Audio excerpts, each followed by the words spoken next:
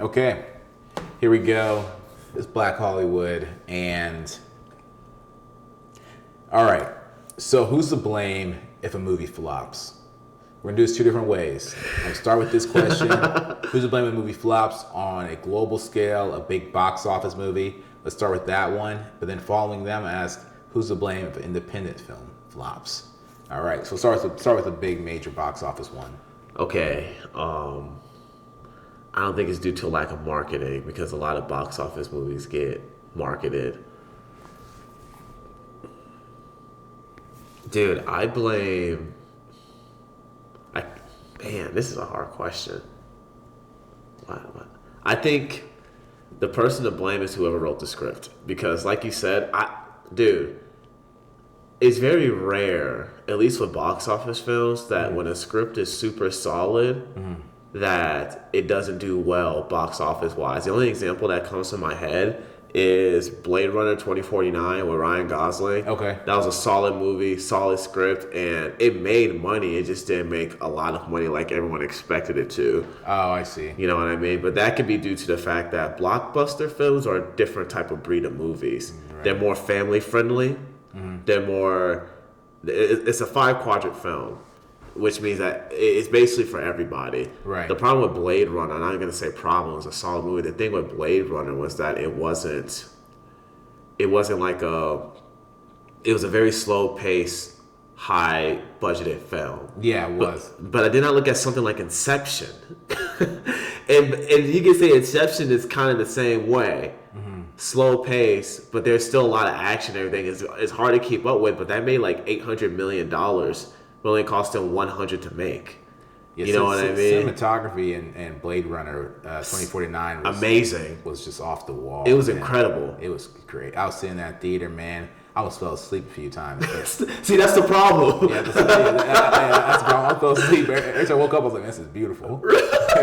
See, that's the problem. But in Inception, I don't know if you've seen Inception, but I've never heard anyone say that about Inception. I fell asleep watching Inception. Like, no, you're always watching because maybe with Inception, it's like it's an action movie, right? With philosophical, scientifical, with a lot of stuff going on. You know what I mean? But it's like it's fast paced and it's a lot to keep. It's a lot to keep up with, and you have to pay attention. With Blade Runner 2049, it's like the scenes just drag, but it's a great movie though, right? But so I think. It goes now. Does this mean that it's the writer's fault? Well, no, because sometimes a writer will write a project, and then whatever they write is never going to be shot. What are the 3 movies that you make? 3 movies you make is the movie you write, the movie you shoot, the movie you edit.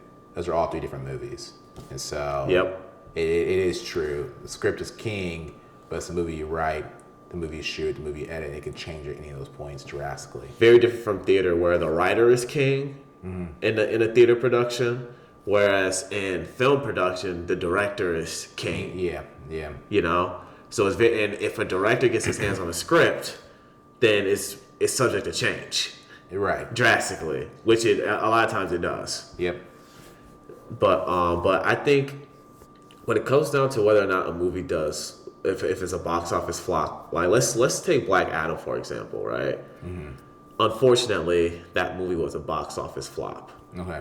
And I believe the main reason for that, superhero genre is a little bit different. Black Adam is not a popular enough character, no matter who's playing it, as we see, in order to garner a huge audience. He's not. He's a side character. That's like Disney coming out with Ant-Man first instead of coming out with Iron Man? Yeah, Iron Man and everything, because people know Iron Man or knew Iron Man, and Iron Man was still a risk more than they knew Ant-Man. Well, I heard they did Ant-Man because at the time they did not know if they would be able to get Spider-Man back into the MCU. Yeah. And so they went with Ant-Man just based off availability. They couldn't fathom getting Spider-Man. Once they got Spider-Man, they're like, oh, well, is this kind of redundant? But we do love Paul Rudd. We all love Paul Rudd. So absolutely. But the thing is though is that they almost, you're right, but it's like, what if they would have came out with Ant-Man first instead of Iron Man? Yeah. You know what I mean? That's the problem that DC made. For one, DC had a hard time establishing their universe, but not a lot of people know who Ant-Man is, just like a lot of people don't know who Black Adam is. Right. That was the problem, is that you try to make these side characters. Right. Sorry, it reminds me of when Will Smith played Deadshot. Like, we love Will Smith, but Will didn't continue playing Deadshot for a reason, because Deadshot's just not a popular. Exactly. If he was Deathstroke, that would be completely different. It would be. Very popular character. One of the most popular characters in comic book history, next to Deadpool. Deadpool is actually a ripoff from Deathstroke, but that's a whole nother conversation. But you're right. You're absolutely right. But you were gonna say something? Yeah, the only thing about Deathstroke that kind of throws me for a loop, I'm sure other consumers, is Deathstroke and Slade. They're the same person. The same person. Yeah. I think the division of the names will kind of split the audience of, wait, who's this? Yeah. Because if you remember, the way Teen Titans approached, they use him as Slade. Yeah. Like, Slade, get him. Slade was the op. Yeah. And Teen Titans, they saw him was on site, and he didn't care if their kids or not. Y'all better get smoked. Get folded, bro. Yeah, he was, and the thing is that they couldn't call him Deathstroke. His real name is Slade. Oh. His real name is Slade. I see. Slade. I didn't know Slade was. It sounds like Slade or Dragon, but no, his real name is Slade Wilson. Oh, I see. So they called him Slade because back then censorship, they couldn't call him Deathstroke. Oh, because he got a kid's show. Exactly. So it's like, we gotta call him Slade. So that's what they. But if you watch the animated movies, if you watch anything that Slade's in, his name's Deathstroke. Oh, it makes more sense. Yeah. It was like calling Bruce or whatever, Bruce. Yeah. Okay. So I get that. Now let me tell you, dude. It was Ben Affleck's version of the Batman when he's directing at one point. They scrapped it for some reason. That movie was going to be really good, but keep going, my bad. They had Slade was the main antagonist in that one.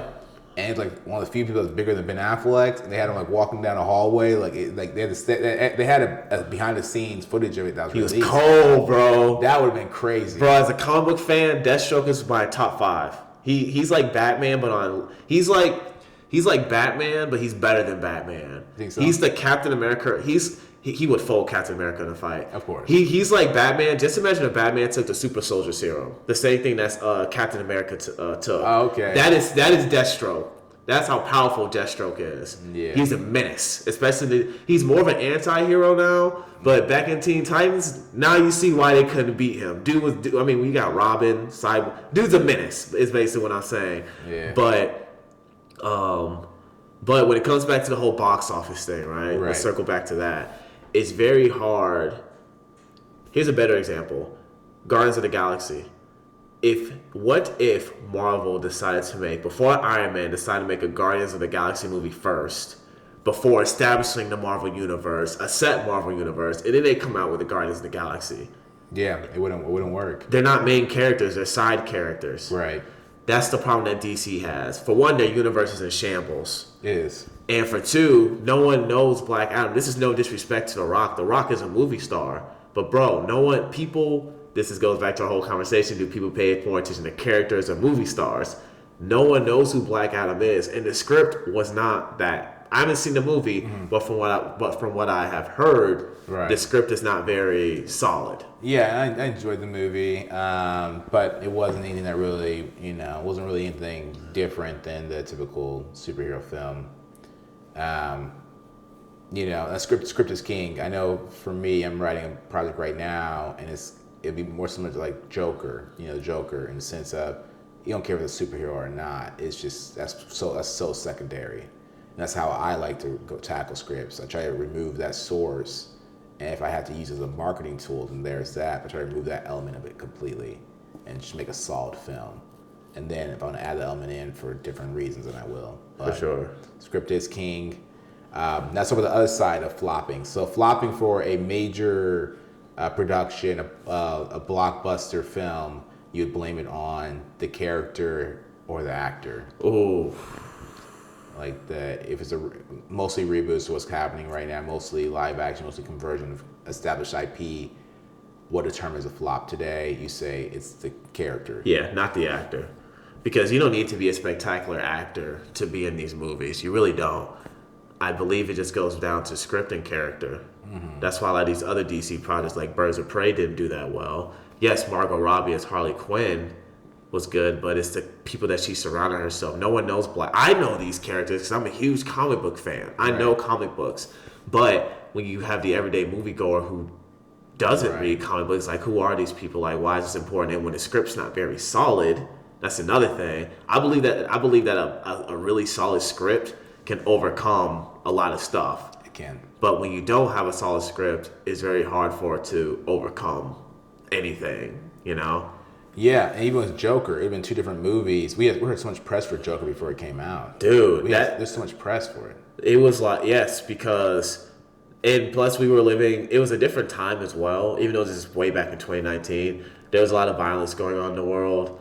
A lot of people doing uprisings. So that really got people, and you also heard about how controversial the movie is before the movie even came out. Yeah. And dude, that movie made $1 billion. It made $1 billion. It made $1 billion. I wonder why they're doing a sequel. Yeah, exactly. You kind of have to do a sequel. If your movie touches $1 billion, I don't care if you didn't plan a sequel or not. You have to come out with a sequel. Yeah, and the thing is, I'm gonna watch. I watch that one just if it comes on TV. I watch that one randomly just because I can jump in at any moment because it's actually a good script. And that's how I like to go about tackling scripts. Like, screw the character, man. I mean, it is what it is. But yeah, script is king. Okay, let's talk about for independent films. I guess to me it's something the same scenario here, but the independent films, why would one flop or bomb?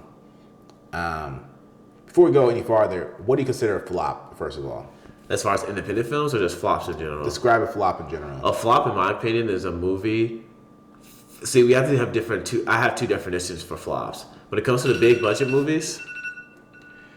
All right, we got 2 different definitions for flop, guys, and we're gonna have a part 2 of this. Yeah.